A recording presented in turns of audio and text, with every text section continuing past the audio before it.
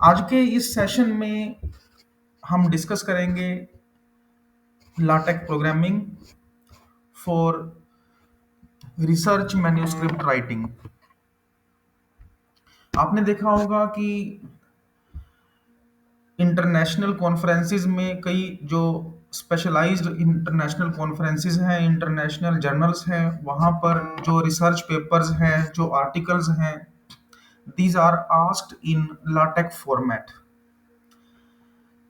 कई यूनिवर्सिटीज़ में भी ये मैंडेटरी किया हुआ है कि आपने अपनी जो थीसिस है, जो डिसर्टेशन है, it should be submitted in LaTeX format. Okay, तो इस सेशन में हम देखेंगे कि एक पर्टिकुलर रिसर्च पेपर को, थीसिस को, बुक को, कोई भी आपका कंटेंट है उसको आपने लाटेक्स में कैसे कन्वर्ट करना है, किस तरह से आपने लाटेक्स डॉक्यूमेंट क्रिएट करना है। Starting from different aspects of LaTeX programming, including installation, how to use different studios, आपने कैसे इसके स्टूडियो को यूज करना है, क्योंकि जब भी हम लाटेक्स की के बारे में डिस्कस करते हैं, लाटेक्स प्रोग्रामिंग के बारे में जब भी डिस्कशन होता है, तो आपने देखा होगा कि इसमें एक प्रोग्रामिंग लैंग्वेज इन्वॉल्व है, मार्कअप लैंग्वेज इन्वॉल्व है। एंड मैनी टाइम्स जो नए रिसर्चर्स हैं उनको लगता है कि उनको एक नई लैंग्वेज सीखनी पड़ेगी अब। पर आज के टाइम में काफ़ी सारे सॉफ्टवेयर अवेलेबल हैं, काफ़ी सारे स्टूडियो अवेलेबल हैं, जिसके थ्रू आप डायरेक्टली अपना जो लाटेक्स डॉक्यूमेंट क्रिएट कर सकते हो विदाउट राइटिंग और without cramming even a single line of code. Okay, आपने खुद नहीं कोई कोड राइट करना, आपने खुद कोई स्क्रिप्ट नहीं बनानी, ऑटोमेटिकली उस पर्टिकुलर सॉफ्टवेयर से वो स्क्रिप्ट बन जाएगी। तो सबसे पहले हम क्विकली देखते हैं कि लाटेक्स बेसिकली है क्या। ये cross platform document markup language है, जिसके थ्रू आप अलग अलग तरह के डॉक्यूमेंट्स बना सकते हो। डॉक्यूमेंट्स में वो कुछ भी हो सकता है, it may be article, research paper, it may be book, even presentations. आपने आपने कई बार देखा होगा कि जब भी हम कुछ कई बार कुछ स्टडी मटेरियल्स या लेक्चर नोट्स डाउनलोड करते हैं इंटरनेट से, तो कुछ ना पीडीएफ फाइल डाउनलोड होती है। और वो जो पीडीएफ फाइल्स बेसिकली क्या होती हैं, वो ना प्रेजेंटेशन की फॉर्मेट में होती हैं। मतलब होती तो वो पीडीएफ है, पर वो उनका जो इंटरफेस होता है या जो उनका जो विजुअल लुक होता है, that is similar to presentation. तो वो क्या होती है, these are created in LaTeX. Okay, तो लाटेक्स के थ्रू आप प्रेजेंटेशन भी बना सकते हो, पीपीटी भी बना सकते हो। उसके लिए अलग अलग प्लेटफॉर्म्स हैं, अलग अलग लाइब्रेरीज हैं इसमें। तो जो लाटेक्स है that is package based scripting language, package based markup language. जिस भी पैकेज की आपको रिक्वायरमेंट है, आपको प्रेजेंटेशन बनानी है तो प्रेजेंटेशन का पैकेज डाल लो आप। आपने इमेजेस इंसर्ट करनी है, आपने कोई फॉन्ट्स को इंटीग्रेट करना है, बिब्लियोग्राफी, रेफरेंसेस, हर मैकेनिज्म के लिए, हर डिफरेंट टाइप के कंटेंट के लिए आपको इसमें पैकेज मिल जाएंगे। इट इज़ क्रॉस प्लेटफॉर्म, अलग अलग ऑपरेटिंग सिस्टम के लिए आपको ये पैकेज मिल जाएगा। लिनक्स, मैक, विंडोज, या फिर इवन इसके ऑनलाइन प्लेटफॉर्म्स भी अवेलेबल हैं। ओके, तो दिस वन, तो हम इसमें देखेंगे कि किस तरह से आपने मार्कअप लिखना है। This is the style of markup. जैसे आपने कोई सपोज फॉर्मूला लिखना है अपने रिसर्च पेपर में या थीसिस में, तो हम इस तरह से लिखते हैं। जो प्लेन टेक्स्ट है that will be written as it is, और जहां पर भी इक्वेशन आएगी, जहां पर भी आपका लाटेक्स का कंटेंट होगा, उसको हम मार्कअप दे देते हैं। जैसे हमने यहाँ पर मार्कअप दिया हुआ है, हम सपोज हमने मेंशन करना है प्लस माइनस, तो प्लस माइनस की जगह हम लिखेंगे slash PM. We want to include square root. Okay, तो हम यहाँ पर देंगे स्लैश SQRT। ओके, तो इस तरह से हम अलग अलग मार्कअप देते हैं। जैसे आपने आप में से कुछ पार्टिसिपेंट्स ने पहले HTML की होगी, तो HTML भी एक मार्कअप लैंग्वेज है। तो जैसे हम HTML में बोल्ड, इटैलिक, अंडरलाइन, फॉन्ट, अलग अलग टैग यूज करते हैं, उसी तरह से हम लाटेक्स में भी अलग अलग मार्कअप यूज करते हैं। ओके, तो इसके लिए हमारे पास कुछ प्लेटफॉर्म्स अवेलेबल हैं। तो हम सबसे पहले देखते हैं कि इस सॉफ्टवेयर को आपने इंस्टॉल कैसे करना है। सबसे पहले हमने देखना है कि सपोज एक फ्रेश लैपटॉप है, एक फ्रेश सिस्टम है, आपने उसमें लाटेक्स को रेडी करना है। तो very first step is to install MiKTeX software. Okay, आप ये जो प्रेजेंटेशन है मैं आपको शेयर कर दूंगा सेशन के लास्ट में। सबसे पहले आपको लाटेक्स का जो कंपाइलर है वो इंस्टॉल करना है। जैसे आपने देखा होगा, सपोज मुझको जावा पे काम करना है, तो जावा पे काम करने के लिए हम पहले जेडीके इंस्टॉल करते हैं। ओके, उसके बाद एक्लिप्स इंस्टॉल होता है, उसके बाद नेटबीन्स या जो कुछ भी आपने काम करना है। तो उसी तरह से मुझको अगर लाटेक्स पे काम करना है तो लाटेक्स के लिए हम सबसे पहले इस पर्टिकुलर प्लेटफॉर्म से जो लाटेक्स है वो इंस्टॉल कर लेंगे। ओके, जैसे ये डाउनलोड किया आपने यहाँ पर mictech.org, विंडोज के लिए, मैक के लिए, लिनक्स के लिए, डॉकर के लिए। तो आप क्या करोगे, सिंपली इसको आपने डाउनलोड करना है। 138 MB का सेटअप है, छोटा सा है ये, 1-2 मिनट में डाउनलोड होके आपका इंस्टॉल हो जाएगा। जैसे ही आप इसको इंस्टॉल करोगे तो आपका जो लाटेक्स कंपाइलर है, लाटेक्स जो प्लेटफॉर्म है वो रेडी हो जाएगा। उसके बाद आप अपनी स्क्रिप्टिंग कर सकते हो। पर अब इसमें ना एक इशू और भी आता है। अगर आपने यहीं पर लाके छोड़ दिया, सपोज आपने मिकटेक को इंस्टॉल कर दिया, तो उसके बाद आपको ना सारे के सारे प्रोग्राम खुद बनाने पड़ेंगे। सपोज मुझको एक रिसर्च पेपर लिखना है। अब रिसर्च पेपर, या मान लो मेरे पास कोई पहले से ही MS वर्ड फॉर्मेट में पेपर रेडी है, अब मुझे उस पेपर को लाटेक्स में कन्वर्ट करना है। तो अगर मैंने सिर्फ मिकटेक को इंस्टॉल किया हुआ है तो मुझे उसकी जितनी भी स्क्रिप्टिंग है ना वो खुद ही करनी पड़ेगी। जैसे हमने अभी देखा ना कि सपोज मुझको प्लस माइनस डालना है, ये इक्वेशन लिखनी है, -b प्लस -b² -4ac ऐसा कुछ, या कुछ इमेजेस डालनी है, तो मुझको ना सब चीजें खुद ही करनी पड़ेंगी। मुझको ये सब नहीं करना। ओके, हमें ऐसा कुछ नहीं करना कि भाई हमने फिर दोबारा एक नई लैंग्वेज सीखी, उस लैंग्वेज की हम स्क्रिप्टिंग कर रहे हैं, फिर हम डॉक्यूमेंट को उस फॉर्मेट में ला रहे हैं। हम हमें एक ऐसा सॉफ्टवेयर चाहिए जो हमें सब कुछ एक MS वर्ड की तरह इंटरफेस दे दे। मतलब जैसे MS वर्ड में होता है ना, बोल्ड पे क्लिक किया बोल्ड हो गया, इटैलिक पे क्लिक किया इटैलिक कर दिया, टेबल इंसर्ट की, मतलब सारा कुछ हमें एक स्टूडियो में मिल जाए, जिसको हम बोलते हैं IDE, integrated development environment. Okay, तो इसके बहुत सारे आईडीईज अवेलेबल हैं लाटेक्स पे काम करने के लिए। तो सबसे पहला स्टेप क्या होता है, आपने मिकटेक को डाउनलोड करके इंस्टॉल करना है। उसके बाद आपने जो भी आपको अच्छा लगता है लाटेक्स का एडिटर, स्टूडियो या आईडीई, वो आप इंस्टॉल कर सकते हो। टेक स्टूडियो है, टेक मेकर है। जैसे आपने जावा पे काम किया होगा, तो उसमें हम क्या करते हैं, पहले हम जेडीके इंस्टॉल करते हैं, फिर जो हमें अच्छा लगता है आईडी, मान लो मैं कंफर्टेबल हूँ एक्लिप्स पे, तो मैं एक्लिप्स इंस्टॉल कर लेता हूँ। कोई और कंफर्टेबल है नेटबीन्स पे, वो नेटबीन्स पे काम करना शुरू कर देता है। कोई और कहता है कि जी मुझको तो ना VS कोड पे काम करना है, वो वो VS कोड पे काम करना शुरू कर देते हैं। पर बैकएंड पे जेडीके रहेगा, बैकएंड पे तो जेडीके ही काम करेगा। वही कॉन्सेप्ट होता है आपका लाटेक्स में। हमने मिकटेक इंस्टॉल कर दिया, अब इसके फ्रंट एंड में हमने क्या इंस्टॉल करना है वो हमारी मर्जी है। अब मैंने अपने सिस्टम में इंस्टॉल किया हुआ है LaTeX studio. Okay, TeX studio ये सॉफ्टवेयर है वो, ये भी फ्री एंड ओपन सोर्स है। techstudio.org, अलग अलग ऑपरेटिंग सिस्टम के लिए आपको ये मिल जाएगा। और इसमें आपको एग्जैक्टली वही इंटरफेस मिलेगा जैसा एक क्लासिकल GUI सॉफ्टवेयर में होता है। ओके, वही उसी तरह से जैसे आप MS वर्ड पे काम करते हो या किसी भी एडिटर पे काम करते हो, और वहीं पर आपको टेम्पलेट्स दिए होंगे, वहीं पर कॉपी पेस्ट की ऑप्शन होगी, वहीं पर सपोज MS वर्ड का पेपर है मेरे पास, या MS वर्ड में थीसिस है, तो MS वर्ड की थीसिस को मैं उठा के कॉपी पेस्ट करूंगा इस एडिटर में, थोड़ी सी फॉर्मेटिंग करेंगे और उसके बाद फिर हमारा डॉक्यूमेंट रेडी हो जाएगा। तो इसको आपने यहाँ से डाउनलोड करना है और इंस्टॉल कर लेना है। ये सारे स्टेप मैंने इसमें दिए हुए हैं कि आपने कैसे काम करना है। ओके, अब अगर हम क्लासिकल वे में देखें तो लाटेक्स पे काम करने के लिए हमारे पास एक ना स्क्रिप्ट होती है। जैसे आपको पता है कि जैसे हमने अभी डिस्कस किया, एक पर्टिकुलर लैंग्वेज होती है, ये एक पर्टिकुलर स्क्रिप्टिंग लैंग्वेज है, एक मार्कअप लैंग्वेज है। इस तरह का फॉर्मेट हमें फॉलो करना पड़ता है। अगर हमने लाटेक्स स्टूडियो इंस्टॉल नहीं किया, कोई भी, मान लो इनमें से मैंने कोई भी इंस्टॉल नहीं किया, हमारे पास सिर्फ मिकटेक है, तो मुझको ये सारा कुछ खुद बनाना पड़ेगा बैठ के, कि मेरा पेपर साइज क्या है, A0 A4 size, letter size paper है, एग्जीक्यूटिव पेपर है, लीगल है, फिर कौन सा किस तरह का आर्टिकल है, तो मुझको ये सब खुद मैनुअली करना पड़ेगा। तो हमने ये सब नहीं करना।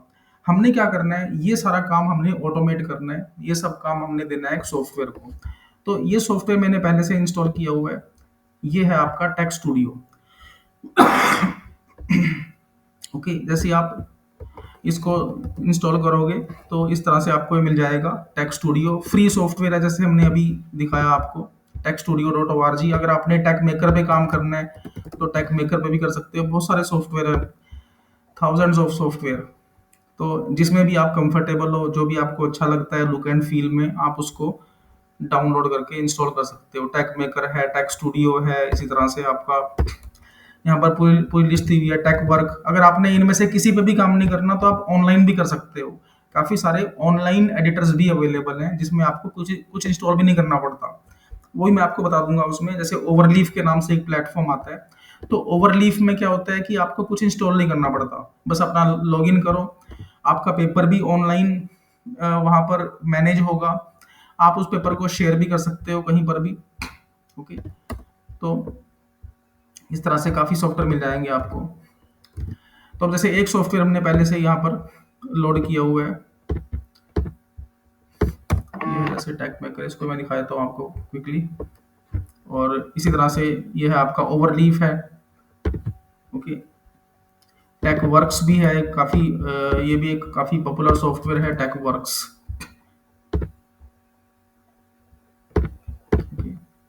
टेक वर्क्स, ओके, ये सभी लाटेक कोड को जनरेट करने के लिए हम यूज करते हैं। ओके, तो अब जैसे ये सॉफ्टवेयर हमने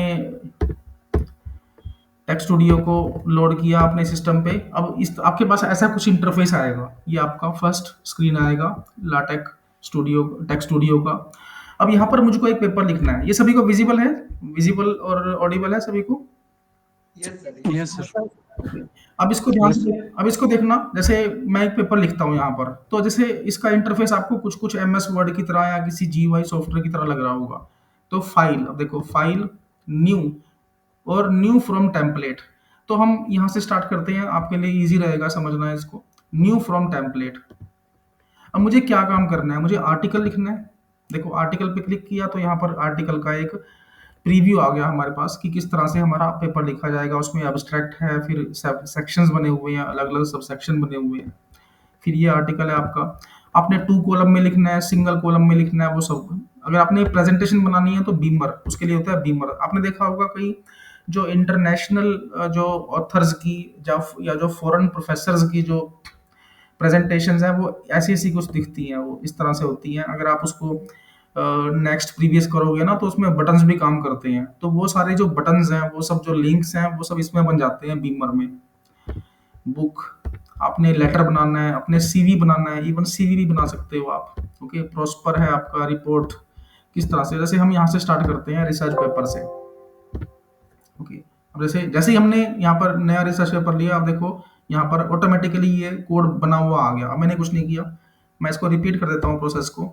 हमने क्या किया, फाइल न्यू फ्रॉम टेम्पलेट, चाहे हम इसको ले लेते हैं या फिर इसको, हम आर्टिकल ले लेते हैं। इस पर क्लिक किया और सिंपली जैसे हम किसी भी सॉफ्टवेयर पे काम करते हैं, डबल क्लिक। अब देखो ये हमारे पास ब्लैंक टेम्पलेट बन के आ गया।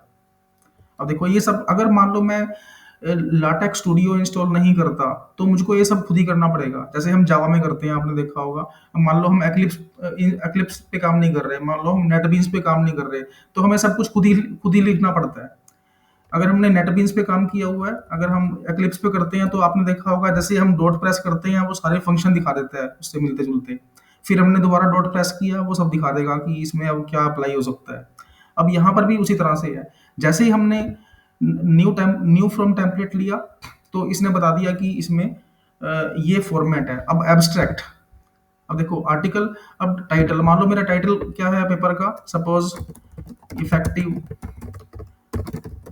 एल्गोरिदम फॉर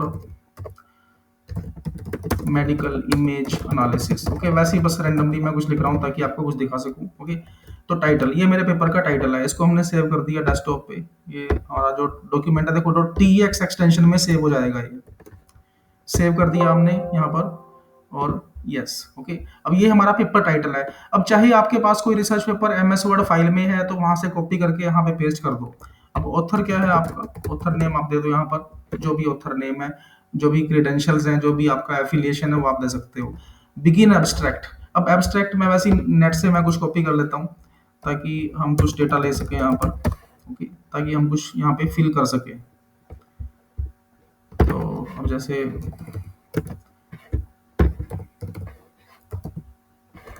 ऐसी ब्लॉकचेन या कोई भी कंटेंट हम ले लेते हैं, बस रैंडमली मैं कोई कंटेंट ले रहा हूँ ताकि कुछ कॉपी पेस्ट हो सके यहाँ से। जैसे मान लो ये पैराग्राफ है, सपोज ये मेरा एब्स्ट्रैक्ट है, तो इसको उठा के यहाँ पेस्ट कर दिया। ओके, ये मेरा कंटेंट किसी पेपर में भी हो सकता है, मान लो एक एमएस वर्ड की फाइल है। ओके, जैसे ये मेरा एब्स्ट्रैक्ट है। अब ये हमारा फर्स्ट सेक्शन है। फर्स्ट सेक्शन क्या होता है हमारा किसी भी रिसर्च पेपर में? इंट्रोडक्शन। ओके, अब इंट्रोडक्शन क्या है? जैसे हमने एंटर किया, सपोज ये मेरी इंट्रोडक्शन है, मान लो कोई हमारा एमएस वर्ड का डॉक्यूमेंट है, कोई पहले से कोई फाइल रेडी है, सपोज ये है, वैसे ही बस मैं रैंडमली कर रहा हूँ।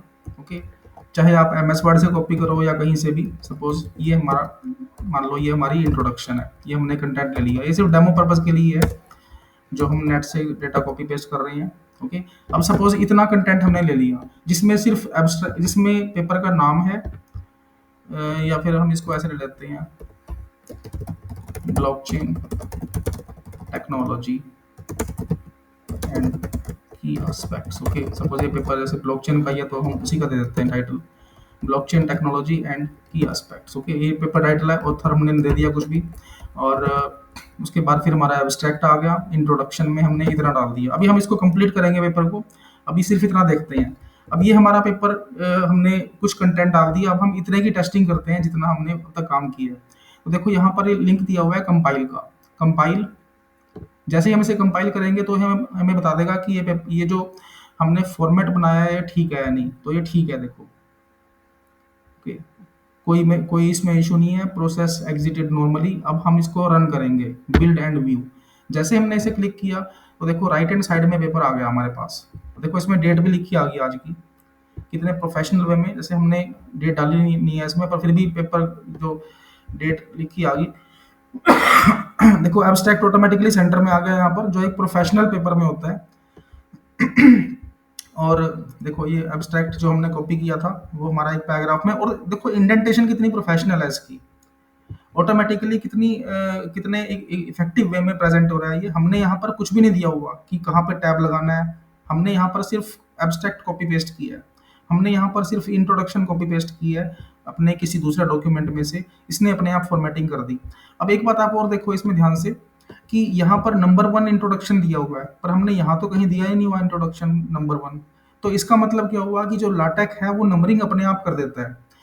तो आपने देखा होगा कि थीसिस में या पेपर्स में ना कई बार हम बहुत सारे सेक्शन में काम करते हैं, जनरली 5 या 6 सेक्शन होते हैं एक रिसर्च पेपर में, जैसे introduction, literature review, research gaps, problem formulation, ऐसा कुछ करके फिर कंक्लूजन तक हम जाते हैं, रिजल्ट्स, फाइंडिंग, कंक्लूजन तक। तो 5 या 6 सेक्शन होते हैं। तो अब देखो जैसे मान लो हमने इसी को कॉपी पेस्ट कर दिया, सपोज ये मैंने कॉपी किया, इसको पेस्ट, यहाँ पर हमने 4 बार पेस्ट कर दिया। बस ये सिर्फ डेमो के लिए है तो मैं इसलिए रिपीटेडली वही कंटेंट कॉपी पेस्ट कर रहा हूँ। अब जैसे मैंने यहाँ पर ये इंट्रोडक्शन है, सपोज ये मेरा है लिटरेचर रिव्यू, उसमें सेम कंटेंट है क्योंकि ये डेमो कंटेंट है सिर्फ। ये है सपोज हमारा problem statement and gaps. Okay, suppose ये हमारा ये कंटेंट है, और उसके बाद फिर हमारा ये कंटेंट हमने पेस्ट किया हुआ है findings and discussion. Okay, suppose ये कंटेंट आ गया। अब देख रहा कि यहाँ पर मैंने कहीं पर भी नंबर 1 नंबर 2 नहीं लगाया, फाइंडिंग डिस्कशन पे सिर्फ दिया है सेक्शन, सिर्फ यहाँ पर सेक्शन के नाम दिए हैं। अब जैसे ही मैं इसको दोबारा रन करूंगा ना, यहाँ पे देखो बिल्ड एंड व्यू, तो ऑटोमेटिकली नंबरिंग लग जाएगी राइट हैंड साइड में। Number 1 introduction, number 2 literature review. अब हमने तो कहीं लिखा नहीं हुआ नंबर 2, हमने नंबर 3 भी कहीं नहीं दिया हुआ, और देखो 3 के बाद कितना गैप है, मतलब फॉर्मेटिंग अपने आप हो रही है। अब ये तो है सेक्शंस, अब मुझको सब सेक्शन देने हैं। अब देखो सपोज मैं यहाँ पे इंट्रोडक्शन में कहीं सब सेक्शन देना चाहता हूँ। सब सेक्शन का मतलब क्या होता है? 1.1, 1.1.1, क्योंकि किसी भी पेपर में ऐसा तो होता नहीं है कि सिर्फ नंबर 1 से नंबर 5 तक हम कंटिन्यूअस चलेंगे, क्योंकि इसमें सब नंबरिंग भी होती है जिसको हम सब सेक्शन बोलते हैं। अब मान लो सपोज मेरा है फर्स्ट सब सेक्शन है, यहाँ पर दे दिया हमने चैलेंजेस, की चैलेंजेस, ओके, की सिक्योरिटी एस्पेक्ट्स, ओके, एडवांटेजेस। मान लो मेरे ये 3 सब सेक्शंस हैं मान लो। अब मुझको मुझे इनको देना है 1.1, इसको देना है 1.2, इसको देना है 1.3। ऑब्वियसली बात है, हम पेपर में या थीसिस में कुछ भी करते हैं तो सब नंबरिंग करनी पड़ती है हमें। तो अगर मैं एमएस वर्ड पे काम कर रहा हूँ तो मुझको ये मैनुअल देना पड़ेगा और मुझको ये याद भी रखना पड़ेगा। आपने एक बात और नोट की होगी, जब भी हम वर्ड पे काम करते हैं ना एमएस वर्ड पे, तो सपोज आपने जो नंबरिंग, सब सेक्शनिंग सब कुछ कर दी, फिर लास्ट में पता चला कि आपने ना बीच का कोई सेक्शन हटाना है, तो आपको क्या करना पड़ता है, वो ना सारी नंबरिंग फिर चेंज करनी पड़ेगी। जो 2.1 2.2 है उसको 2.1 बनाओ, 2.3 को 2.2 बनाओ, वो सारा कुछ चेंज करना पड़ता है। और चलो 10 पेज का पेपर है वो तो हम कर लेंगे। अब मान लो 200 पेज की थीसिस है आपकी, और वहां पर आपको कहा जाए कि जी आप नंबरिंग चेंज करो सबकी, बीच में एक सेक्शन हटा दिया आपका, और उस सेक्शन के बेस पे सारी नंबरिंग चेंज होगी। तो जो 3 है उसको आप 2 बना रहे हो, जो 15 है उसको आप 14 बना रहे हो, फिर आप सेव कर रहे हो, तो वो अपने आप में एक बहुत बड़ा हेडेक होता है। यहाँ पर आपने कुछ नहीं करना, यहाँ पर आप लिखोगे सिर्फ सब सेक्शन। देखो मैं यहाँ पे लिख रहा हूँ, सिर्फ आपको इतना पता होना चाहिए कि यहाँ पे सब सेक्शन का टैग लगेगा या मार्कअप लगेगा स्लैश। अब मैं लिखूंगा यहाँ पे सब सेक्शन, और इसका टाइटल क्या है, ये टाइटल है, ठीक है। अब इसी तरह से दूसरा सब सेक्शन, तीसरा सब सेक्शन, अब यहाँ पे मैं इसको कॉपी पेस्ट कर देता हूँ, ये मेरा सब सेक्शन है, एडवांटेजेस। 3 सब सेक्शन लगा दिए हमने। अब मुझको एक और सब सेक्शन बनाना है, तो मैं क्या करूंगा यहाँ पे स्लैश सब सब सेक्शन, सब सेक्शन यानी कि 1.1.1। ये तो सब सेक्शन तो बन गया 1.1, सब सेक्शन बन जाएगा 1.1.1। अब सपोज हमने यहाँ पर दे दिया इसको प्राइमरी की चैलेंजेस में हमने दे दिया यहाँ पर फाइनेंशियल एस्पेक्ट्स, ओके, ऐसे कुछ भी दे दिया हमने यहाँ पर, ओके। अब जैसे हम इसका भी सब सेक्शन दे देते हैं, की सिक्योरिटी का, मान लो डिस्ट्रीब्यूशन एनर्जी। अब देखना मैं यहाँ पे कुछ भी नहीं कर रहा हूँ, 1.1 1.2 कुछ भी नहीं कर रहे हम, और ये अपने आप ले लेगा उनको। अब देखो ये चीज़ हमने यहाँ पे छोड़ दी। अब जैसे ही मैं इसको दोबारा रन करूंगा ना, देखो जैसे ही रन किया, अब देखो यहाँ पर क्या बन गया, यहाँ पे राइट हैंड साइड में की चैलेंजेस तो बन गया आपका 1.1। क्यों? क्योंकि ये इंट्रोडक्शन के बाद में आ रहा है, इंट्रोडक्शन ऑटोमेटिकली 1 ले लिया एब्स्ट्रैक्ट के बाद। जैसे ही इसको मिला कि सब सेक्शन लगा हुआ है, सब सेक्शन किसका लगा हुआ है, इंट्रोडक्शन का, तो वो क्या बन जाएगा 1.1। अब सब सब सेक्शन बना हुआ है एक सब सेक्शन का, वो सब सेक्शन क्या है 1.1, यानी कि ये बन जाएगा 1.1.1 एंड सो ऑन। अब देखो, अब सपोज ये हमारा कंटेंट है, मान लो मैं वैसे ही बस कुछ कॉपी पेस्ट कर देता हूँ बीच में से, सपोज ये हमने एमएस वर्ड में से लिया हुआ है, तो देखो कितना इजी है अब हमारे लिए कंटेंट को यूज करना। अदरवाइज कई जो स्पेसिफिकली जो न्यू रिसर्चर्स हैं वो बड़ा पैनिक करते हैं लाटेक के नाम से, कि जी अब हमें सब कुछ खुद ही करना पड़ेगा, ये लैंग्वेज सीखनी पड़ेगी, ये मार्कअप सीखना पड़ेगा। अब देखो 1.1 1.1.1 फिर 1.2 फिर 1.2.1। अब मुझे टू टू जो सेक्शन है इसकी सब नंबरिंग करनी है, इसके सब सेक्शनिंग करनी है। अब सपोज ये हमारा लिटरेचर रिव्यू है यहाँ पर। अब मैं चाहता हूँ कि लिटरेचर रिव्यू ना कुछ ऐसा आए कि 2025 के पेपर अलग, 2024 के अलग, डिसेंडिंग ऑर्डर में, ओके, या जो भी आपका मेथड है सब सेक्शन। अब ये मेरे पेपर हैं, पेपर्स सपोज ईयर 2025 20 से 2025 तक, इन पेपर का मैंने अलग से रिव्यू कर किया हुआ है। 2000 ये 25 तक के आगे, 2020 से 25 तक के, ओके। अब हम लेते हैं 15 से 20 तक, 15 से 19 तक के, और सपोज ये हमने ऐसे ले लिया, वैसे ही बस हम कुछ कर रहे हैं इस पे 2010। सपोज इस तरह से हमने लिटरेचर रिव्यू की करना है, या हमने किया हुआ है। सपोज ये हमारा एमएस वर्ड का कंटेंट है जो हमने कहीं से भी ले लिया, ओके, हमने पेपर लिखा हुआ है। ये हमारा लिटरेचर रिव्यू है 2020 से 25 तक का, ये हमारा लिटरेचर रिव्यू है 15 से 19 तक का, और ये है हमारा 10 से 2014 तक का। वो हमने कॉपी पेस्ट कर दिया जो हमने पहले से किया हुआ है एमएस वर्ड में। अब देखो हमने लिटरेचर रिव्यू को सेक्शन ऑटोमेटिकली मिल जाएगा 2। अब देखना इसको सब सेक्शन मिल जाएगा 2.1 ऑटोमेटिकली। रन करते हैं हम इसको, देखो लिटरेचर रिव्यू 2 2.1, ईयर, इस ईयर का ये लिटरेचर रिव्यू, इस ईयर का ये लिटरेचर रिव्यू, इस ईयर स्पैन का ये लिटरेचर रिव्यू। ठीक है, 2.3 इस तरह से, ऐसे आप इस पे वर्क कर सकते हो। अभी तक क्लियर हो गया आप सभी को तो जो हमने डिस्कस किया है? Yes sir. Yes sir. मुश्किल सर कितना मुझे ये बताइए इसमें जो रेफरेंसेस हैं वो कैसे ऐड अप हाँ होंगे? हाँ, वही वही मैं भी करता हूँ, रेफरेंसेस वगैरह भी, वो भी हम अभी डिस्कस करेंगे इसमें। अभी तक जो क्लियर जो कर रहे हैं वो आपको समझ में आ रहा है? हाँ yes sir, yes figure yes और टेबल भी बता दीजिएगा सर। हाँ जी, हाँ जी, वो सब मैं कवर करूंगा इसमें। मतलब कोई मुश्किल तो नहीं लग रहा कि बहुत कोई बहुत टेक्निकल है, बहुत डिफिकल्ट है, ऐसा तो कुछ नहीं है। नहीं नहीं, नहीं सर, अभी तक तो ठीक है सर। बिल्कुल सिंपल है, जैसे हम किसी भी सॉफ्टवेयर पे काम करते हैं। ओके, अब हम देखते हैं कि इसमें हमने फिगर, टेबल, लिस्ट वो सब कैसे डाल रही है। क्योंकि पेपर में लिस्ट भी होती है, पेपर में टेबल भी है, साइटेशन भी है, इमेजेस भी है, वो हम कैसे इसमें इंसर्ट कर सकते हैं। अब जैसे हम देखते हैं कि टेबल हमने कैसे डालनी है।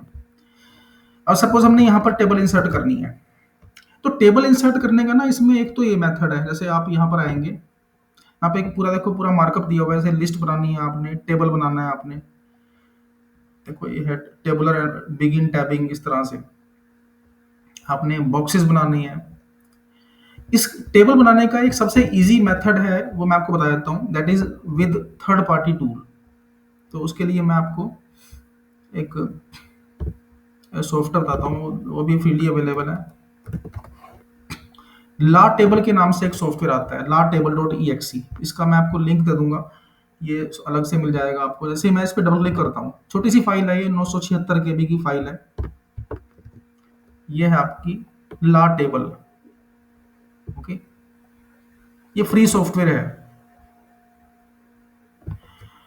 इसका मैं आपको लिंक भी बता देता हूँ कि आपने ये कहाँ से लेनी है।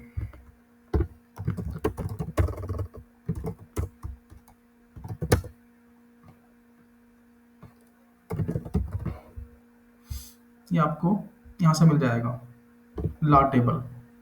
आप वैसे भी नेट पे सर्च करोगे ना ला टेबल के नाम से, वट यू गेट एडिटर है आपका टेबल बनाने के लिए लाटेक की। अब जैसे ही हम इस पे आएंगे, अब ये हमारा लाटेक है, ये हमारी ला टेबल है। ठीक है, अब देखो यहाँ पर एम्प्टी है। अब हमने करना क्या है, हमारे पास सपोज एक टेबल पहले से बनी हुई है। सपोज ये हमारी टेबल है जो एक्सेल के अंदर बनी हुई है। मान लो ये हमारा आईडी है, वैल्यू 1, वैल्यू 1, वैल्यू 2। ठीक है, जैसे ये आपके पास ये वैल्यू दी है आपने, ठीक है, कुछ भी आपने यहाँ पे दे दिया। अब मुझे इस पर्टिकुलर ये जो टेबल है हमारी एक्सेल में या एमएस वर्ड में, इसको मुझे लाटेक्स में कन्वर्ट करना है। ठीक है, कोई भी हो सकता है ये कोई न्यूमेरिक वैल्यू भी हो सकती है, ये कोई आपकी टेक्स्ट वैल्यू भी हो सकती है। ओके, वैल्यू की, ओके, x1, x2, x3 कुछ भी हो सकता है ये। मान लो ये इस तरह से कुछ वैल्यू है, अब मुझे इसको लाटेक्स में कन्वर्ट करना है। तो मैं क्या करूंगा, कॉपी, सिंपली जैसे हम करते हैं कॉपी। हम जाएंगे अब ला टेबल में, ये हमारा ला टेबल सॉफ्टवेयर है। इसमें हम क्या करेंगे, यहाँ पे पेस्ट कर देंगे, पेस्ट। जैसे हमने जैसे हम सिंपली कॉपी पेस्ट करते हैं, एमएस वर्ड से यहाँ पे पेस्ट कर सकते हो, एक्सेल से यहाँ पर पेस्ट कर सकते हो। ठीक है, अब हमने क्या करना है, जैसे हमने ला टेबल में पेस्ट किया, एडिट मेन्यू में कॉपी एज लाटेक्स कोड, मैं इस पे कॉपी क्लिक करता हूँ। जैसे ही हमने इस पे क्लिक किया तो इसका लाटेक्स कोड अपने आप बन जाएगा। और वो हमने कहाँ पेस्ट करना है, वो हमने उस अपने जो लाटेक्स जो स्टूडियो है उसमें डॉक्यूमेंट के बीच में डाल देना है। डॉक्यूमेंट के बीच में हमने पेस्ट करना है जहां पर हमने उस टेबल को यूज करना है। यहाँ पर मुझे हमने यूज करना है, देखो पेस्ट किया, रन। और देखो ये टेबल यहाँ पे बन के आ गई हमारे पास। ठीक है, एक बार मैं रिपीट कर देता हूँ इस प्रोसेस को। सपोज आपके पास कोई भी टेबल है, तो ठीक है, जैसे मान लो ये टेबल है आपके पास। अब मुझे इस टेबल को या किसी एमएस वर्ड की टेबल को हमने लाटेक्स में कन्वर्ट करना है। Copy, control A control C, simple जैसे हम करते हैं उसी तरह से हम यहाँ पर आएंगे, एडिट, पेस्ट, या copy, simply control C control V कर सकते हो। पेस्ट, हमने पेस्ट किया, आपने बॉर्डर देना है, मान लो आपने बॉर्डर देना है अभी सबको, ठीक है? तो आप क्या करोगे, सेलेक्ट ऑल सेल्स, रूल्स, आपने बॉर्डर देना है इन सबको, बॉर्डर यहीं पे दे दो आप इसको। बॉर्डर देने के बाद edit, copy as LaTeX code. अब हमने इस कोड को कॉपी कर लिया और अब हम आएंगे लाटेक्स स्टूडियो पे। ओके, पुराना कोड पेस्ट किया, जहां पर भी आपको टेबल चाहिए वहां पेस्ट कर दो। ये देखो ये कोड अपने आप बन के आ गया और अब हम इसको रन करेंगे। अब देखो ये विद रूल आ रहा है आपके पास, विद बॉर्डर आपके पास टेबल जनरेट होके आ गई पेपर के बीच में, ठीक है? अब आप इस पे काम कर सकते हो। अब जैसे टेबल का पॉइंट क्लियर हो गया, अब हमने देखना है कि हमने इमेज कैसे डालनी है, हाउ टू इंसर्ट इमेज। तो मैं सबसे पहले कोई इमेज ले लेता हूँ। सर ग्राफ भी सर। हेलो हाँ जी, सर सॉरी सर ये जो आपने भी ये टेबल का मैं कहाँ से डाउनलोड करना है जो आपने बताया अभी लाट टेबल ला टेबल सर प्लीज बता दीजिए। ये आपको यहाँ से मिल जाएगा, सी रैन की वेबसाइट है ला टेबल। जैसे आप यहाँ पे करोगे ना, तो ये मैंने इसमें लिंक भी दिया हुआ है, मैं आपको अलग से शेयर भी कर दूंगा इसको ना। ये वाला लिंक है, सी10 की वेबसाइट से मिल जाएगा आपको ला table. Okay sir. Okay, sir ये ग्राफ का भी बार चार्ट ये सब जो कैसे क्रिएट होगा वो सब भी हाँ जी, हाँ बताइए। जी। जो बार चार्ट और जो ग्राफ्स वगैरह हैं उसके लिए हम क्या करते हैं, वो तो आपका उसी तरह से बनेगा जैसे हम बनाते हैं, उनकी वो इमेज होती है, तो हम बाद में इमेज को इंसर्ट कर लेते हैं उसमें, एज एज इमेज इंसर्ट कर लेंगे इस पेपर, इस ओके पर्टिकुलर डॉक्यूमेंट में। ओके, अब हम देखते हैं कि हमने कोई इमेज कैसे डालनी है, हमने कोई फिगर कैसे डालनी है, क्योंकि फिगर भी की रिक्वायरमेंट भी होती है हमें। अब मान लो ब्लॉकचेन डायग्राम है, मैं नेट से कोई भी ले लेता हूँ वैसे रैंडमली, मान लो ये डायग्राम है।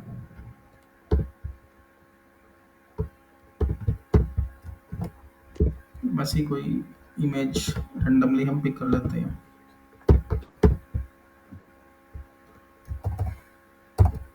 ओके, इसका स्क्रीनशॉट मैं ले लेता हूँ यहाँ पर, और ये हमारे पास डेस्कटॉप पे।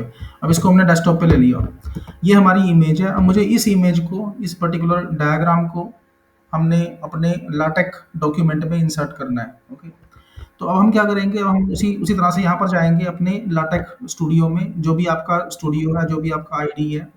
अब मुझे कहाँ पर इंसर्ट करनी है इस इमेज को, सपोज मुझे इंट्रोडक्शन में यहाँ पर कहीं डालना है इस इमेज को। ओके, इस जगह पर यहाँ पर कहीं इमेज को डालना है। ओके, तो हम क्या करेंगे अब यहाँ पर इंसर्ट ग्राफिक, देखो विजार्ड, इंसर्ट ग्राफिक।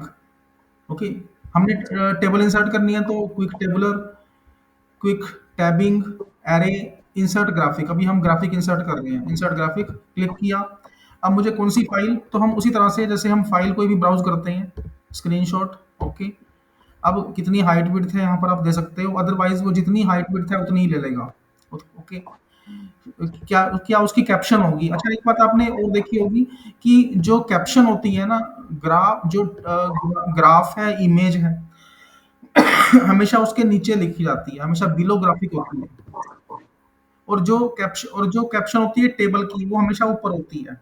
ओके, तो हम लिखेंगे यहाँ पे सपोज ब्लॉकचेन टेक्नोलॉजी, यही हमने इसको लॉन्ग में डाल दिया यहाँ पर, और ओके। तो बिलो ग्राफिक होगा, अगर हमने इसको दे दिया ना अबव ग्राफिक, तो वो इमेज के ऊपर दिखा देगा उसका टाइटल, तो हमने इसको नीचे करना है यहाँ पर। पार्टिसिपेंट्स काइंडली अपना माइक जो म्यूट कर दीजिए आपका बीच में। Okay, thank you. जैसे ब्लॉकचेन टेक्नोलॉजी का हमने यहाँ पर दिया कैप्शन बिलो ग्राफिक। आपने देखा होगा कि इमेज, ग्राफ या डायग्राम का जो कैप्शन होता है उसका टाइटल हमेशा उसके नीचे आता है, तो हमने यहाँ पे दे दिया उसको, और इसको हमने लेबल भी दिया हुआ है यहाँ पर ब्लॉकचेन। ओके, ओके, जैसे ही हमने इसको ओके किया, अब देखो यहाँ पर ना हमें इसका कोड अपने आप जनरेट कर दिया, ये कोड अपने आप आ गया। बिगिन फिगर, एंड फिगर, कौन सी फिगर है, और क्या बेसिकली वो डायग्राम है, किस टाइप का डायग्राम है वो। अब ये हमें बता रहा है टू डू बता रहा है हमें। टू डू क्या है इसका, कि अब हमें करना क्या है, इस इमेज को डालना कैसे है। अब ये हमें कह रहा है, ये हमें बता रहा है कि use package graphic x required. मतलब हमें इसको ऐड करना पड़ेगा। तो मैं इतना कॉपी करूंगा यहाँ पर, ये कॉपी किया और सबसे टॉप पे पेस्ट कर दिया, यहाँ पेस्ट कर दिया। देखो मतलब जो कुछ भी है ये हमें बताता रहेगा। मान लो हमने ग्राफिक ऐड किया तो हमें बता रहा है कि इसको ऐड कर दो टॉप पे। तो हमने इतना कॉपी किया यूज पैकेज और सबसे टॉप पे डाल दिया। उसके बाद हम इसको रन कर देंगे। अब देखो ये हमारे पास डायग्राम बन के आ गया। अब ये डायग्राम कोई ग्राफ भी हो सकता है, कोई चार्ट भी हो सकता है, कोई आपके रिजल्ट्स भी हो सकते हैं, कुछ भी। अब देखो यहाँ पर ना फिगर 1 भी अपने आप लिखा आ गया।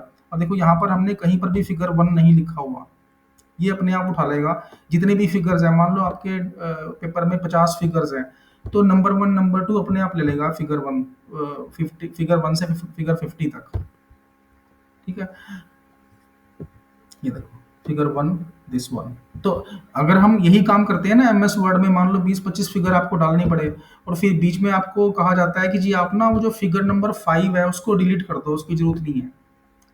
अब आप सोचो कि फिगर 5 को हम डिलीट करेंगे तो बाकी फिगर्स का क्या होगा।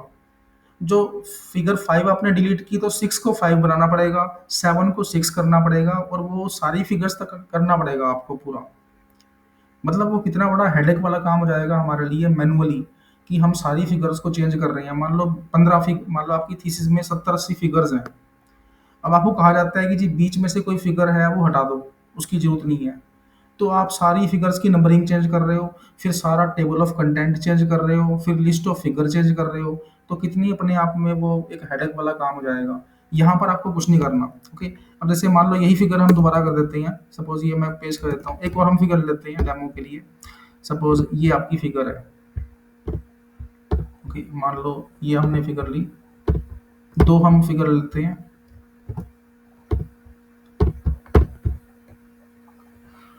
प्रिंट स्क्रीन, ये ब्लॉकचेन प्रोसेस, स्क्रीनशॉट 2। अब हम ये दूसरी फिगर को भी हम ऐड कर देते हैं यहाँ पर, इसको हम यहाँ पर कहीं डाल देते हैं।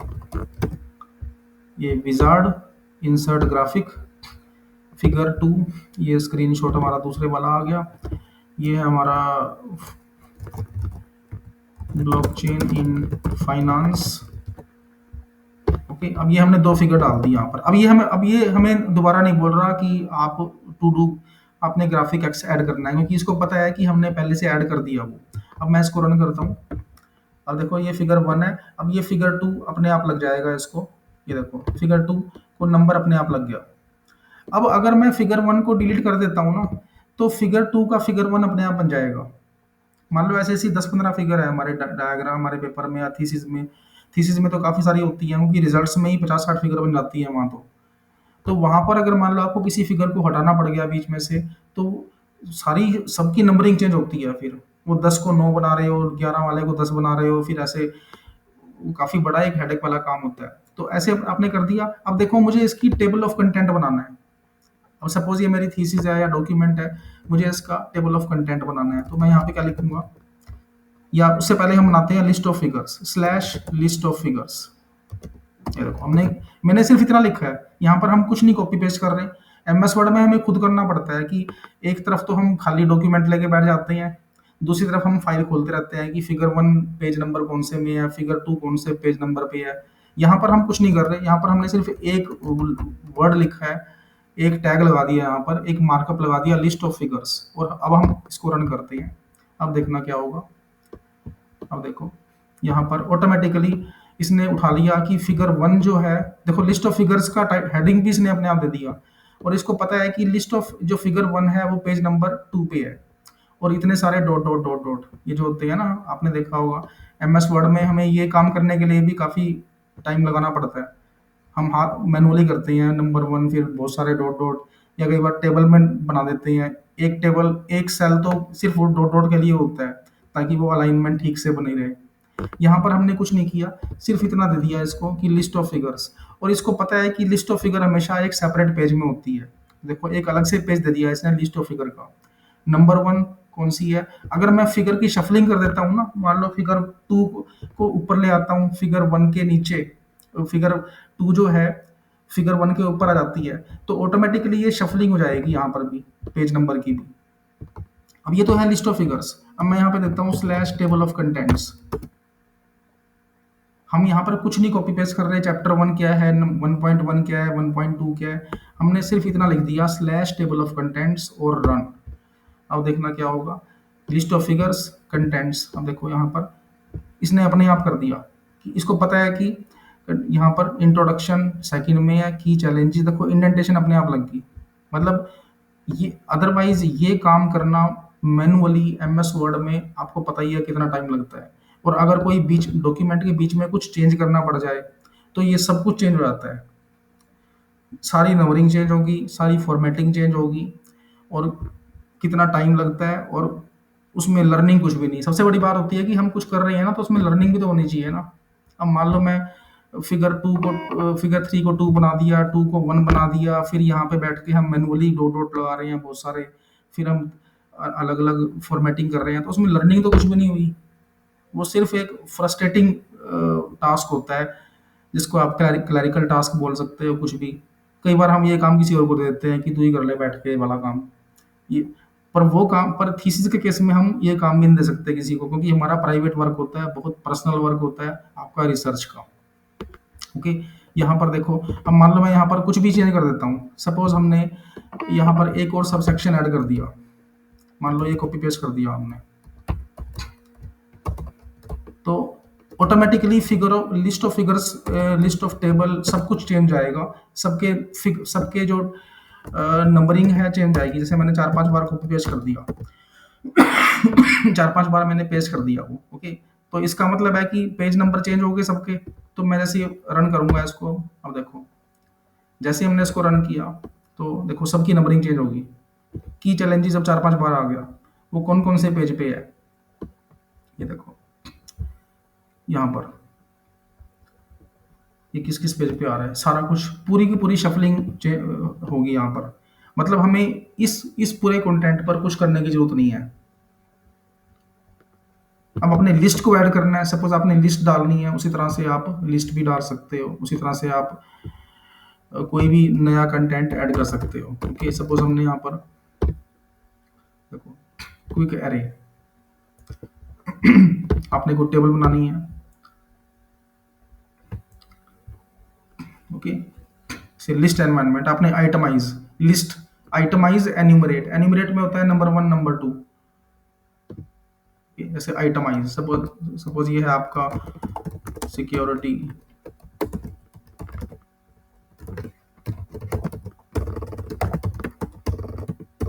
प्राइवेसी, इस तरह से सपोज कुछ भी आपने डालना है। अब इसके बेस पे देखो ये आपके पास लिस्ट बन गई आइटमाइज। ओके, अगर मुझको यही चीज चाहिए नंबर 1 नंबर 2 में, तो मैं क्या करूंगा, यहाँ पर हम आएंगे लाटेक में, लिस्ट एनवायरनमेंट में एन्यूमरेट। एन्यूमरेट में क्या होगा, सपोज जो भी हमारी लिस्ट वैल्यू है, वैल्यू 1, सपोज मैं इसको कर देता हूँ कॉपी पेस्ट कई बार। ओके, जो भी आपका है, जो भी कोई वैल्यू है, ओके, एन्यूमरेट, रन, और ये देखो अब ये नंबरिंग की फॉर्मेट में आ गई।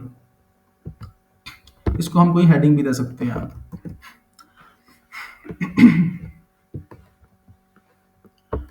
ठीक है जी, अभी तक कोई डाउट? जो अभी हमने डिस्कस किया है ये क्लियर हो रहा है सभी को? Yes sir, yes sir. Yes sir. अभी तक जो भी हमने कुछ डिस्कस किया है उसमें अगर कोई क्वेश्चन है तो आप पूछ सकते हो। ये मुश्किल तो नहीं है? नहीं नहीं सर, अभी तक तो ठीक है। ठीक है, ये सर जी सर एक बार ना आप प्लीज सर वो बता दो, जैसे ना हमने जो कोई ग्राफिक्स ऐड किया है, उसके बाद टू डू जो करते हैं ना, टू कॉपी करके फिर पेस्ट कर दी सर टॉप पे। हाँ जी, वो सर एक बार प्लीज बता दीजिए। हाँ, उसको मैं बताया था। अब जैसे अभी हमने क्या किया हुआ है यहाँ पर, एक्चुअल में जो लाटेक है ना, ये पैकेज बेस्ड मार्कअप लैंग्वेज है। तो हमें कुछ भी अगर इसमें चाहिए तो उसका ना पैकेज डालना पड़ता है। जैसे हम अब जो इमेजेस हैं वो ग्राफिक्स का पैकेज है, तो अगर हमने इसमें इमेज डाल दी सपोज, तो इमेज के लिए हमें ना, जैसे हमने इमेज यहाँ पर डाल दी, तो कोई भी हमने नया कंटेंट हमने यहाँ पर डाल दिया, तो हमें ना ये टू डू बताएगा। यहाँ पर ना ये परसेंटेज का वो होता है कमेंट्स के लिए, परसेंट सिंबल जो होता है। तो ये जो परसेंट कैरेक्टर है ये हमें बता देगा कि आपने कौन सा पैकेज डालना है। तो हम क्या करेंगे, इस जो जो जिस भी पैकेज का नाम इसमें बताया हुआ है, हम उस पैकेज को उतना कंटेंट कॉपी करेंगे और सबसे टॉप पे जहाँ पर हमारा डॉक्यूमेंट क्लास है, उसके बाद हम इसको पेस्ट कर देंगे।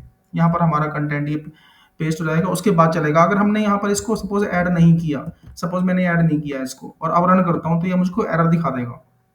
ये देखो एरर दिखा देगा कि हमने इसको डॉक्यूमेंट को हमने यहाँ पर ग्राफिक्स को ऐड नहीं किया हुआ, तो हमें ये ऐड करना पड़ेगा। तो ऐसे ना इसमें बहुत सारे पैकेज होते हैं। अब इसमें एक क्वेश्चन आता है कि किस किस तरह के पैकेज है, मतलब कुछ भी आप डाल सकते हो इसमें।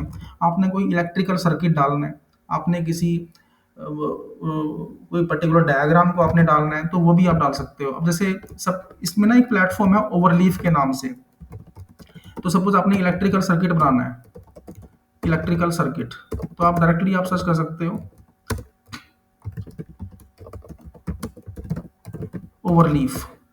ऑनलाइन प्लेटफॉर्म है ये। यहाँ पर सर्किटिक्स के नाम से मिलेगा आपको। ये देखो ये है आपका ओवरलीफ, बहुत पॉपुलर प्लेटफॉर्म है ये। अब जैसे सपोज अब इस कोड से, इतने कोड से ना ये सर्किट बन जाएगा, पर ये सर्किट तभी बनेगा जब मैं सर्किट ये वाला जो पैकेज है सर्किटिक्स पैकेज डालूंगा। अब सपोज मैंने यहाँ पर इसको डाल दिया, इतना कंटेंट हमने यहाँ पे डाल दिया, ये आपका बिगिन ये वाला, इतने से सर्किट बन जाएगा। जैसे इसको हमने कॉपी किया और हमने एक सर्किट यहाँ पे डालना है, ठीक है। अब मैं इसको रन करता हूँ, तो ये रन नहीं होगा, ये एरर दिखा देगा जब तक मैं इस पैकेज को नहीं डालूंगा। तो हमें क्या करना पड़ता है, हमें यूज पैकेज इसको ऐड करना पड़ेगा यहाँ पर, उसके बाद ये सर्किट यहाँ पर ऐड हो जाएगा। यूज पैकेज जो है सर डॉक्यूमेंट क्लास के नीचे ही सब आएगा। हाँ जी, ये सारा डॉक्यूमेंट क्लास के नीचे आएगा। जैसे आप जावा में करते हो, किसी भी प्रोग्रामिंग लैंग्वेज में करते हो आप, कि कोई भी पैकेज है वो आप टॉप पे डिफाइन कर देते हो। जैसे आपने सी पे काम किया होगा, सी प्लस प्लस पे काम किया होगा। नहीं किया सर, हम लोग सिविल में है ना। ओके, तो हम क्या करते हैं प्रोग्रामिंग लैंग्वेज में ना, तो जब भी हम कोई प्रोग्रामिंग प्लेटफॉर्म यूज करते हैं, तो उसमें हम जो भी हमने पैकेजेस या जो भी हमने फीचर्स यूज करनी होती हैं, उनको सबसे टॉप पे डिफाइन कर देते हैं। देखो यहाँ पे सर्किट बन गया है ये। अब मान लो मैं इसको यूज नहीं, मान लो मैं इसको नहीं डालता यहाँ पे, पर मैंने सर्किट का कोड डाल दिया, तो वो कह देगा कि भाई ये क्या चीज़ है, ये उसको तो पता ही नहीं कि सर्किट ये क्या चीज़ है। तो वो हमें बताएगा कि जी आप ना सर्किट का पैकेज डाल दो, फिर आप करते रहो इसमें, फिर आप इसमें सर्किट बनाओ। ये पैकेज ऊपर नीचे भी हो सकता है, मान लीजिए ग्राफिक्स का पैकेज। हाँ, वो तो कैसे मर्जी कर दो। ये तो बस एक कन्वेंशन है कि आप कैसे भी आप कर सकते हो। बस ये है कि डिक्लेयर करना है आपको ये कि आप ये सब यूज करने वाले हो उसमें। अब जैसे ये लिस्ट ऑफ फिगर है, मैं कहता हूँ कि ये लिस्ट ऑफ फिगर ना टेबल ऑफ कंटेंट के नीचे आए, जनरली उसके नीचे ही आती है। पहले टेबल ऑफ कंटेंट आता है, फिर लिस्ट ऑफ फिगर आती है, तो ऊपर नीचे कर लो आपने अपने हिसाब से इसको। तो अब क्या होगा, अब ये लिस्ट ऑफ फिगर पहले कंटेंट आएगा, उसके बाद लिस्ट ऑफ फिगर आएगी, ठीक है। अब जैसे इस तरह से बहुत सारे पैकेजेस मिल जाएंगे आपको। ये देखो, अब जैसे सपोज मुझको ये सर्किट बनाना है, तो उसके लिए मैं कोड कहाँ से ले लूंगा, ये वाला कोड हम यहाँ से कॉपी कर लेंगे इसको, ये वाला कोड इसको हमने कॉपी किया, ओके। और इसको बल्कि मैं सेंटर से ले लेता हूँ। इसका ही मैं आपको तरीका बताता हूँ कि एक्चुअल में करना कैसे है, कि ये तो चलो फिक्स सर्किट्स हैं, पर कई बार आप, क्योंकि आप तो अपनी रिसर्च करोगे ना, अब आप ये सर्किट तो कॉपी करोगे नहीं अपनी थीसिस में या पेपर में, तो आपने अपने सर्किट कैसे बनाने हैं, उसके लिए आप एआई का यूज कर सकते हो। तो अब जैसे आपने यहाँ पे सर्किट डालना है, ये वाला मैं कहता हूँ कि भी मुझको ये मेरा सर्किट है, ओके। सर्किटिक्स पैकेज हमने डाल दिया और अब हमने इसको रन किया। ये हमारी थीसिस में या रिसर्च पेपर जो कुछ भी है, यहाँ पर ये प्रोजेक्ट हो जाएगा, ठीक है। अब ये देखो ये सर्किट हमारे पास आ गया, पर ये आया तभी है जब हमने उस पैकेज को यूज किया है। ऐसे हर चीज के लिए है। अब सपोज आप केमिकल इंजीनियरिंग से हो, आप मान लो सिविल इंजीनियरिंग से हो, स्ट्रक्चर से हो, तो जो कुछ भी जिस भी डोमेन पे आप काम कर रहे हो, उसके हर एक के अवेलेबल है, हर डोमेन के लिए अवेलेबल है। आप इसको देखोगे ना, पूरा एक्सप्लोर करोगे प्लेटफॉर्म को, ये देखो field specific theorems and proofs, ये फिनमैन है, मोलिकुलर चेस नोटेशन, ये जो आपका आ गया इसमें। फिर सपोज मैं केमिस्ट्री का देखता हूँ, कोई मान लो केमिस्ट्री का फॉर्मूला है, मुझको वो लिखना है। सपोज इस तरह से मान लो कोई बेंजीन स्ट्रक्चर है या कुछ भी इस तरह से कोई डायग्राम बनाना है आपको, इस तरह की कोई ब्रांचेस बनानी है आपको। अब वैसे तो अगर मान लो आपको यही चीज़ एमएस वर्ड में बनानी पड़े तो हमें मैनुअली करना पड़ता है सारा काम वो। पर यहाँ पर क्या है कि यहाँ पर आपको पूरा मैकेनिज्म दिया हुआ है लाटेक में कि आपने ऐसे काम करना है इस पे। सर तो ये अगर नया क्रिएट करना हो लेटेक्स का जो है सॉफ्टवेयर, हाँ, तो उसके हम कैसे करेंगे नया कोई कोई नया डायग्राम? नया डायग्राम बनाना है मान लो अपने हाँ डोमेन का, हाँ हाँ, उसके अपना लिए डोमेन का सर्किट बनाना, चाहे कोई डोमेन का हाँ हाँ, अलग सब उसके बनाना लिए है तो। उसके लिए आपके पास बेस्ट ऑप्शन है कि आप कोपायलट यूज कर सकते हो। एआई में कोपायलट है, चैट जीपीटी है, परप्लेक्सिटी है, उन सबको आप यूज कर सकते हो। जैसे मैं आपको छोटा सा डेमो दिखा देता हूँ, हम्म, वैसे ही बस क्योंकि मैं इलेक्ट्रिकल डोमेन वगैरह से तो नहीं हूँ, बस वैसे ही हम देख लेते हैं कुछ कि सर्किट टिक्स कोड। अब मुझको इसका सर्किट टिक्स कोड चाहिए, ठीक है। अब मुझे किसका चाहिए, सपोज मैं मुझको कुछ ना ऐसा सर्किट चाहिए, circuit with two resistors and few capacitors। Okay, बस वैसे ही मैंने लिख दिया कुछ भी। अब ये आपका कोई अपना वर्क भी हो सकता है, कुछ भी डाल दो आप, जो भी आपका एल्गोरिदम है, जो भी टेक्निक है, जो कुछ भी आप काम कर रहे हो। जैसे आप सिविल में काम कर रहे हो तो आप सीपीएम पार्ट होता है आपके में, तो आप उसको ले सकते हो। अब यहाँ पर पूरी आप स्टेटमेंट डाल दो। अब जो भी आपके माइंड में है मैकेनिज्म या जो एल्गोरिदम है उसको आप यहाँ पर स्पेसिफाई कर दो, ये आपको पूरा कोड दे देगा। देखो ये पूरा कोड बना के दे रहा है आपको। अब आप कोपायलट यूज कर सकते हो। अब मैं यहाँ से कॉपी कर लेता हूँ इसको। ओके, ये वाला कोड यहाँ से कॉपी किया और इसको हमने यहाँ पेस्ट कर दिया, जहाँ पर भी हमने इसको यूज करना है।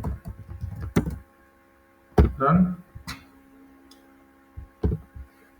और जो भी आपका जो सर्किट है वो जनरेट हो जाएगा। सर्किट यहाँ पे जनरेट हो गया है। यस। ओके, तो मतलब आपको ना एआई का यूज करना आना चाहिए आज के टाइम में। जैसे हमने पहले भी सेशन लिया है एआई का, तो बेसिकली एआई के थ्रू आप कैसे कर सकते हो। सर एक और क्वेश्चन है, मान लीजिए एआई से हम अपना डिटेलिंग दे के कुछ बनाते हैं तो वो बाद में प्लेगरिज्म में नहीं आ जाएगा ना, नहीं डिटेलिंग नहीं, वो देने नहीं के है, बाद? ये प्लेगरिज्म में नहीं आते डायग्राम वगैरह, ये कोई नहीं होता डिटेक्ट ये, क्योंकि इसकी फाइनली इमेज बन जाती है। ये प्लेगरिज्म में क्या आता है कि आपने एज इट इज कोई लिटरेरी कंटेंट कॉपी कर लिया, वो प्लेगरिज्म में आ जाता है। पर जो ग्राफिकल कंटेंट है वो प्लेगरिज्म में नहीं आता, उसमें कोई इशू नहीं आएगा आपको। ओके, तो इसको आप यूज कर सकते हैं। जैसे आपने इसको को यहाँ पर डाल दिया। ओके, अब इस तरह से मान लो आप एक्सप्लोर भी कर सकते हो। सपोज आपने देखना है सिविल स्ट्रक्चर इंजीनियरिंग लाटेक पैकेज, बहुत सारे पैकेज मिल जाएंगे, थाउजेंड्स ऑफ पैकेजेस हैं इसके। टिक्स पैकेज मिल जाएगा आपको स्ट्रक्चर एनालिसिस के लिए, टिक्स भी काम आता है आपका।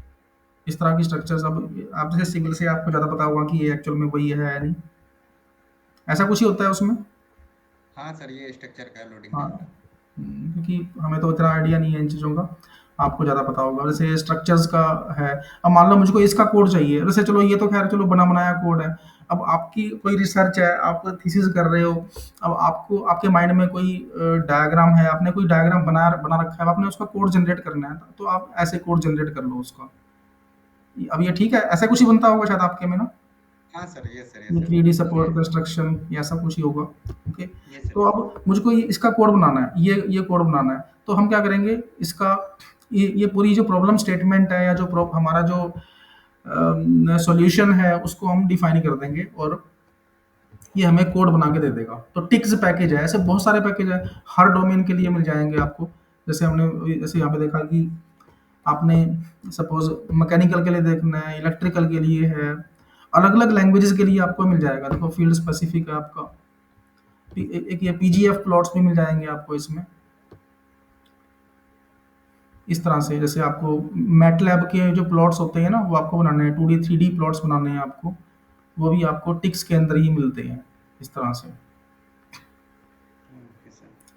तो एक बार आप ओवरलीफ में जब आप काम करोगे ना, अच्छा इसमें एक बेनिफिट और भी है ओवरलीफ पे काम करने का, इसमें आपको जो स्क्रिप्ट है ना वो आप ऑनलाइन भी मेंटेन कर सकते हो। आप चाहते हो कि आपका जो कोड है, वैसे वो थोड़ा सा सेंसिटिव मैटर होता है कि आप आपने अपना रिसर्च पेपर पूरा यहाँ पर डाल दिया, पर यहाँ पर एक ऑप्शन है, जैसे आप लॉगिन इस पे साइन अप करोगे अपना अकाउंट क्रिएट करके, आप पूरा का पूरा पेपर इस पे डाल सकते हो। यहीं पर ही आपको दिखा देगा सजेशंस, और इसी यहीं से आप अपने पेपर को शेयर कर सकते हो। जैसे अपने गाइड को शेयर करना है आपने, बजाय कि आप अटैचमेंट से भेज रहे हो, तो यहीं पर आप अपने डॉक्यूमेंट को शेयर कर सकते हो, अपने जो कोलैबोरेटर्स हैं वो असाइन कर सकते हो। तो वो उनके पास वर्ड फाइल में जाएगा कि ओवरलीफ फाइल में? नहीं नहीं, ओवरलीफ में जाएगा। ओवर जैसे आप जैसे आपने लॉगिन किया हुआ है, वैसे उनके पास लिंक जाएगा। जैसे आप देखते हो ना गूगल ड्राइव में एक होती नहीं वो शेयर्ड गूगल ड्राइव होती है, या एक्सेल शीट होती है शेयरिंग वाली, यस यस। तो वैसे ही वो उनके पास ओपन जाएगा, फिर वो जो उसमें एडिटिंग करेंगे वो सबको विजिबल होगा। जैसे हम सिंपल एक्सेल की शीट में जो हाँ हाँ, यस सर, समझ गया समझ जो गूगल शीट होती है ना हमारी, जो गया। स्प्रेडशीट जो होता है। हाँ स्प्रेडशीट है, या जो वर्ड डॉक्यूमेंट है, उसी तरह से हम कर सकते हैं। अब हम देखते हैं इसमें एक पॉइंट और जो काफ़ी इम्पोर्टेंट है, जो हम आपको हमेशा रिक्वायरमेंट होगी जिसकी, जिसको हम बोलते हैं रेफरेंस मैनेजमेंट, रेफरेंसेस मैनेजमेंट इन लाटेक्स। तो ये सब कुछ हमने यहाँ पे दिया हुआ है इस पेपर, इस प्रेजेंटेशन में, कि आपने कैसे टेक्स्ट स्टूडियो डाउनलोड करना है, किस किस तरह से आपने उस पर काम करना है। ओके, अब इसमें हम देखते हैं डायरेक्टली, हम उस पार्ट पे आएंगे कि आपने रेफरेंसेस को कैसे मैनेज करना है। ये सारे स्टेप्स यहाँ पर पहले से डिफाइंड हैं। अब हम डायरेक्टली आ रहे हैं रेफरेंस मैनेजमेंट पे। ओके, अब हम देखते हैं कि रेफरेंसेस को आपने कैसे मैनेज करना है और उसको मेंडले से कैसे लिंक करना है। जैसे हमने लास्ट सेशन में मेंडले भी कवर किया था, तो अब आपके पास एक मेंडले आपने काम किया हुआ है उस पर, वहाँ पर आपने जो साइटेशंस हैं उसको मैनेज कर लिया। तो अब हम क्या करते हैं, मैं यहाँ पे मेंडले ओपन कर देता हूँ। ये हमारा मेंडले रेफरेंस मैनेजर है। तो हमने क्या करना है, मेंडले में जो हमने पेपर्स अपलोड किए थे लाइब्रेरी में, वहाँ से हमने एक बिबटेक एंट्री क्रिएट करनी है। यहाँ पर मैंने पूरे स्क्रीनशॉट दिए हुए हैं एक एक कि आपने कैसे काम करना है। ठीक है, ये वो पेपर्स हैं। अब इनको हम लेके काम करते हैं।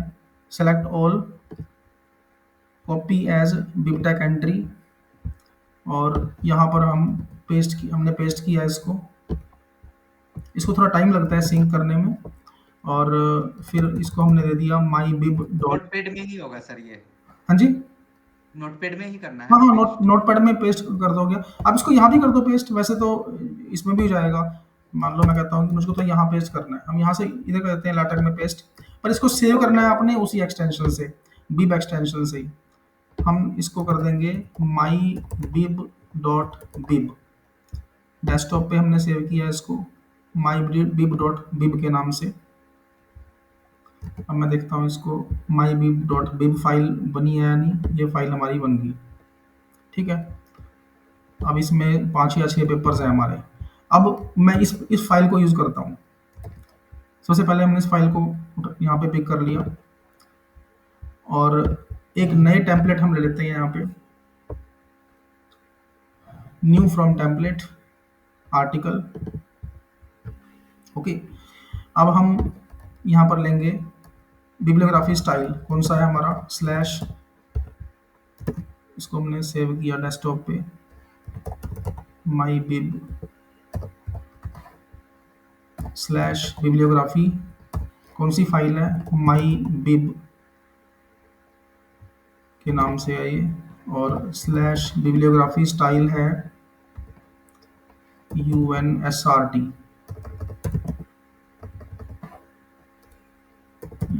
Most used fuzzy all. Okay, चलो अभी UNSRT देख लेते हैं उसमें। ठीक है, अब हम देखते हैं यहाँ पर एज इन स्लैश साइट। जैसे ही हमने स्लैश साइट किया, देखो ये पेपर दिखा दिया हमने, यहाँ पर पेपर दिखा दिए। अब मैं देखता हूँ ये अल शरीफ, और ये कौन सा पेपर है, ये एक्चुअल में है या नहीं इसके अंदर। ठीक है, अब यहाँ पे देखते हैं ये देखो, ये अल शरीफ 2024 वाला पेपर आ गया हमारे पास। अब मुझको ये वाला पेपर रेफर करना है, राना 2022 वाला। तो मैं क्या यहाँ पे क्या करेंगे, एज इन स्लैश साइट। तो इसको देखेंगे हम, राना वाला पेपर कहाँ पे दिया हुआ है, ये रहा वो राना वाला। डबल क्लिक किया, ठीक है, and slash site Chatterjee, double click. अब यहाँ पर हमने कहीं भी नहीं दिया हुआ कि रेफरेंसेस या नंबर 1 नंबर 2, वो अपने आप देख लेगा कि 2 रेफरेंस हैं और ये 2 कौन से रेफरेंस हैं। रन, जैसे हम इसको रन करेंगे, देखो यहाँ पे इसने दिखा दिया एज इन दिस। अब मान लो हमारा पूरा कंटेंट है, तो वो इसके बीच में यहाँ पे शो हो जाएगा। ये तो हमने वैसे लिख दिया बस एक लाइन इसमें। अब ये 2 रेफरेंसेस पूरे के पूरे दिखा दिए यहाँ पे।